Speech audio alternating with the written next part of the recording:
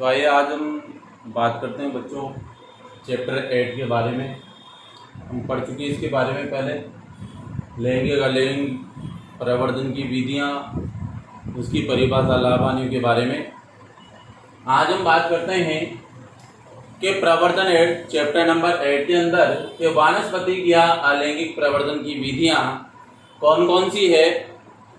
तो देखिए, इसमें सबसे पहली जो वानस्पतिक या अलैंगिक प्रवर्धन की जो विधि है वो हम बात करते हैं बीजाणु द्वारा, यानी कि जो बीजाणु है इसके द्वारा अलैंगिक प्रवर्धन कैसे होता है। यानी कि यहाँ बीज यूज नहीं करके पौधे के कायिक भागों के द्वारा हम क्या करते हैं, पौधे को तैयार करते हैं। तो ये वानस्पतिक अलैंगिक प्रवर्धन कहलाता है। हम पहले भी पढ़ चुके हैं इसके बारे में, लेकिन हम बात करते हैं अब कि कुछ पौधों में प्रवर्धन मात्र बीजाणु द्वारा ही होता है। बीजाणु का मतलब जैसे कि पुष्प कलिका जो होती है, बीजाणु भित्ति जो होती है वह प्राकृतिक कारणों की वजह से फट करके उसके जो बीज होते हैं धरातल पर गिर जाते हैं, उसके द्वारा अनेकों पौधे तैयार हो जाते हैं। तो जैसे कि हम बात करें पफून, शैवाल, मशरूम, ये ऐसे पौधे होते हैं जिनकी बीजाणु भित्तियां प्राकृतिक रूप से फट करके या टूट करके वहां पर इनके बीजाणु क्या होते हैं, छिन्न भिन्न होकर के बिखर जाते हैं। धरती के अनुकूल वातावरण में आने पर वो क्या होते हैं, एक नए पौधे को जन्म देते हैं। तो ये बीजाणु द्वारा प्रजनन या प्रवर्धन कहलाता है। हमने यहाँ पे नोट करके लिखा है कि पुष्प वाले पौधों में, ये तो अलग पौधे हो गए प्राकृतिक रूप से, अब पुष्पीय पौधों में मात्र एक ही पौधा ऐसा है जिसमें बीजाणु द्वारा प्रवर्धन होता है। तो पुष्प वाले पौधों में बीजाणु द्वारा जो प्रवर्धन है वो आपके आर्किड पौधे में होता है। आर्किड एक पुष्पीय पौधा है, इसके अंदर बीजाणु द्वारा प्रवर्धन होता है प्राकृतिक रूप से। ये तो हमारे बीजाणु द्वारा अलैंगिक प्रवर्धन की पहली विधि। अब हम बात करते हैं वानस्पतिक भागों द्वारा, ये भी क्या है, प्रवर्धन की दूसरी विधि है। वानस्पतिक भाग में आपको पता है, हम पहले भी पढ़ चुके हैं कि जड़, तना, पत्ती आदि कई प्रकार के वानस्पतिक भाग है जिनके द्वारा नए पौधों का तैयार किया जाता है। तो वानस्पतिक भागों द्वारा देखिए, कुछ पौधों में प्राकृतिक रूप से बीज पैदा करने की क्षमता नहीं होती है।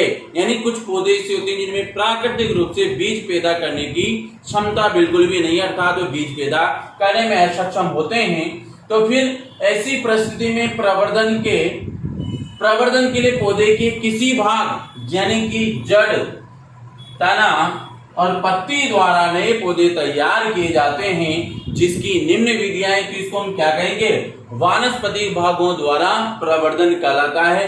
यानी हम कहते हैं कि प्राकृतिक रूप से जिन पौधों में बीज पैदा करने की क्षमता नहीं होती, तो उन पौधों में फिर वानस्पतिक भाग, जड़, तना, पत्ती द्वारा नए पौधे तैयार किए जाते हैं, तो उसे वानस्पतिक प्रवर्धन कहते हैं। इसकी निम्न विधियां सबसे पहले हम बात करते हैं ऊपरी भूस्तारी विशेष प्रकार के तने। आपने देखा होगा दो घास, तो आपने लगभग कहीं गार्डन, बगीचों के अंदर देखी होगी। उसमें क्या होता है कि विशेष प्रकार के तने होते हैं, ट्यूमर होती है, गांठें होती है। उनकी जो प्रवर्ध शाखाएं जो होती है वो तने, यानी उन शाखाओं को हम तने कहेंगे, जो भूमि पर लेटकर क्या करते हैं, बढ़ते हैं।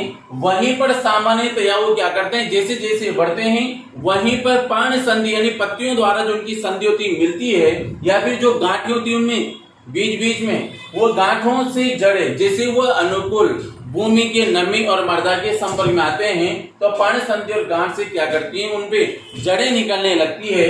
जैसे कि हम कहते हैं दूब घास और स्ट्रॉबेरी के अंदर ऊपरी भूस्तारी द्वारा प्रवर्धन पाया जाता है। तो ऊपरी भूस्तारी विशेष प्रकार से इंपोर्टेंट भी है इस साल बोर्ड के लिए कि वानस्पतिक भागों द्वारा प्रवर्धन किसे कहते हैं, कितने प्रकार का होता है। तो ऊपरी भूस्तारी, अंत भूस्तारी और भूस्तारी।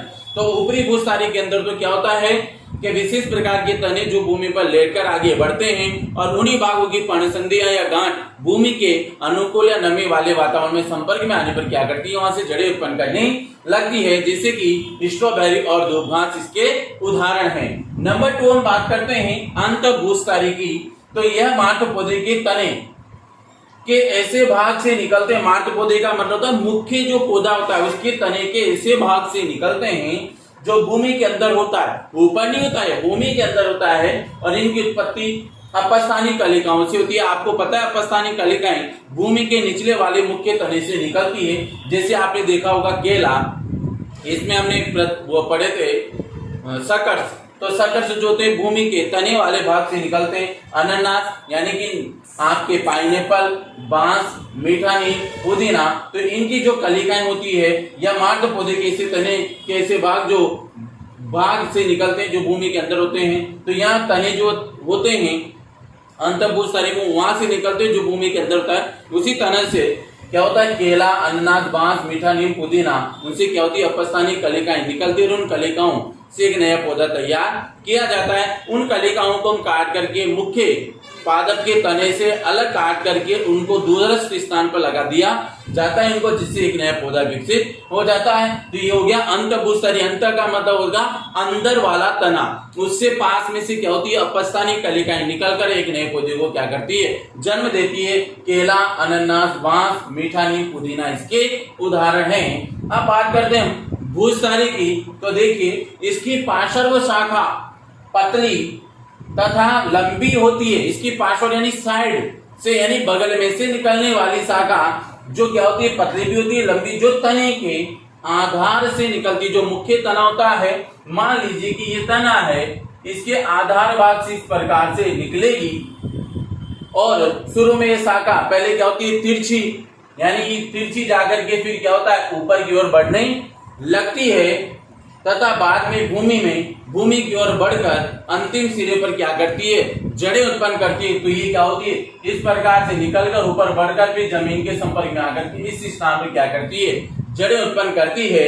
जैसे कि आपने देखा है जंगली स्ट्रॉबेरी, पुदीना, बरमुंडा घास जो जगह जगह पर खेतों में कहीं पर भी उगा होता है, जिसको बरमुंडा घास कहते हैं। जंगली स्ट्रॉबेरी आपने नहीं देखी होगी, परंतु पुदीना इसका उदाहरण हम ले सकते हैं जो कई प्रकार के खेतों में। तो तना क्या होता है, इसकी मुख्य शाखा इस प्रकार से निकलकर ऊपर निकलती है। पहले क्या होती है तिरछी निकलती है, फिर तिरछी निकल करके ऊपर बढ़ती है, ऊपर जाकर के नीचे आती है। यहाँ से जहाँ इसकी गांठ या जड़ जमीन के संपर्क में आती है, वहां से ही क्या होता है एक नया पौधा विकसित हो जाता है। यहाँ जड़ें उत्पन्न होकर मार्ग पौधे इसको अलग करके और दूसरे स्थान पर लगा दिया जाता है। तो इस प्रकार हमने आज इस चैप्टर के अंदर पढ़ा वानस्पतिक या लैंगिक प्रवर्धन की विधियों के बारे में, जिसमें हमें बीजाणु द्वारा और वानस्पतिक भागों द्वारा प्रवर्धन के बारे में पढ़ा। वानस्पतिक भागों में प्रवर्धन 3 प्रकार का, ऊपरी भूस्थली, अंतःभूस्थली और भूस्थली प्रकार का होता है। जैसा कि आपको समझ में आया होगा वानस्पतिक अलैंगिक प्रवर्धन की विधियां, बीजाणु वानस्पतिक और जो अन्य विधि है वो है आपके रूपांतरित तना, जिसको हम अगले वीडियो में पढ़ेंगे और समझेंगे। धन्यवाद।